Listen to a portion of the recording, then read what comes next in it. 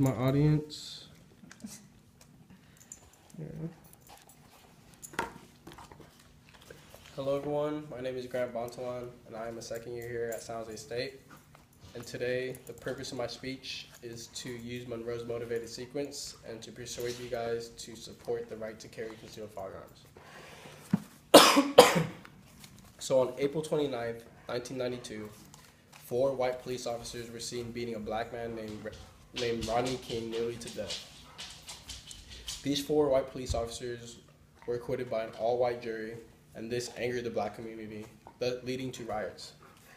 During these riots, Reginald Denny, who was a white truck driver at the time, was dragged out of his car by a black man named Damian Williams and was severely beaten. Due to the riots, the police were ordered to withdraw from the city, thus leading to no protection for Denny. Would there have been a different outcome had Denny been armed? This is why U.S. citizens deserve to have the right to carry concealed firearms. There is a need for more individual self-protection against violent crimes. Citizens aren't able to protect themselves against violent crimes in public. We are at an unfair disadvantage towards criminals who are carrying firearms on their person, and many law-abiding citizens are forced to break the law in order to protect themselves. Also, personal assaults and homicides in the U.S. are some of the highest in the developed worlds. Police are not required to or able to protect individuals. Instead, they are required to protect themselves and their loved ones.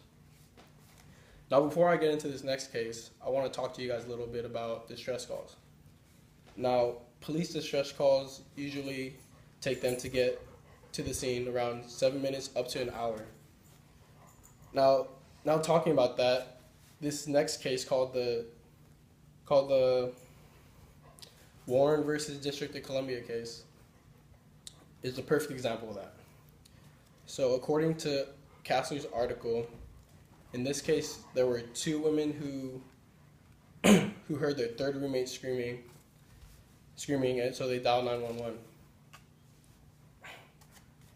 After about 30 minutes, they heard the screaming stop, so they assumed that the police had arrived. They ended up going downstairs only to find that the criminals were still in the house. Once they saw the criminals captured them, then robbed and raped them for 14 hours straight. Violent assault is a problem in the United States. According to DisasterCenter.com, crime rate has increased from the years 1960 to 2013. So this is my visual aid, and it's a chart that shows the crime rates from 1960 all the way up to 2013. It has different statistics too, murder, rape, and all that. So in 1960, the crimes were at a high of 3 million. Now last year in 2013, it was at 10 million, so a big difference. The homicide rate in the U.S. last year was made up of all violent crimes was at a high of 4.7%. That is why we need to have the right to carry concealed firearms. Now, the legalization of carrying concealed firearms can benefit society in multiple ways. One, it can act as a deterrent towards criminals. When I say act as a deterrent towards criminals, I mean, look at Texas. Texas has the right to carry concealed firearms, and California doesn't. Texas has a lot lower crime rate than California, according to NeighborhoodScout.com. Also, citizens will feel safer since the criminals don't know who has a gun, which means fewer crimes. There would also be fewer crime rates since criminals would think twice about committing their crime.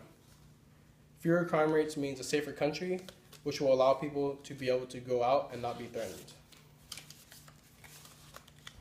Right to carry firearms benefits society by helping the economy grow.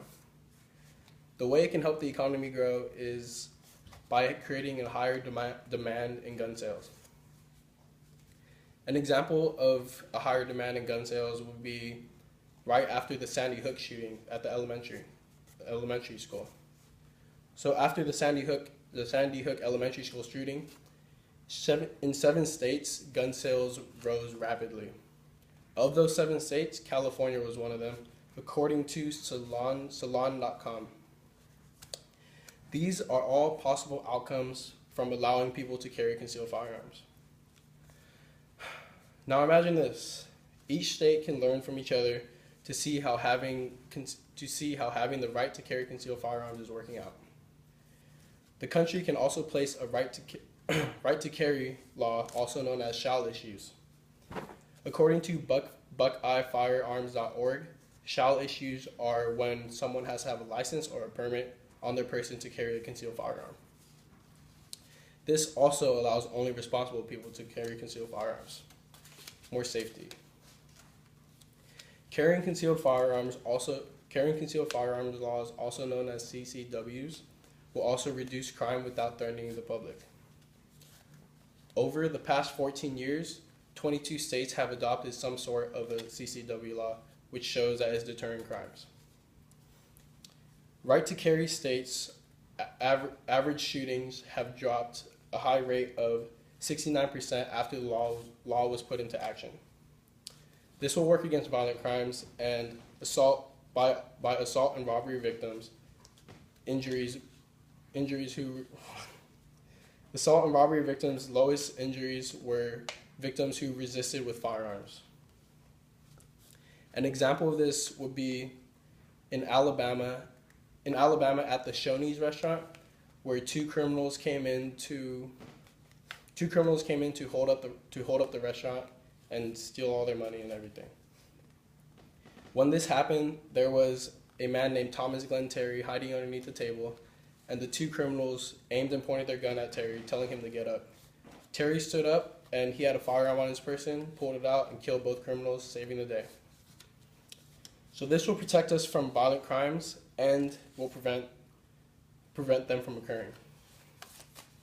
Now that I have showed you guys cases and instances where having the right to carry concealed firearms comes in handy, this is why the U.S. government should allow people to carry concealed firearms. If we continue to live this way, then the crime rates will stay the same or even increase due to the fact that the police are not able to protect individuals. Having this law in the U.S. will allow citizens to protect themselves, and it will also act as a deterrent towards criminals. So I hope you guys will join the few who support the right to carry concealed firearms, because this can be a huge positive for our country. Thank you.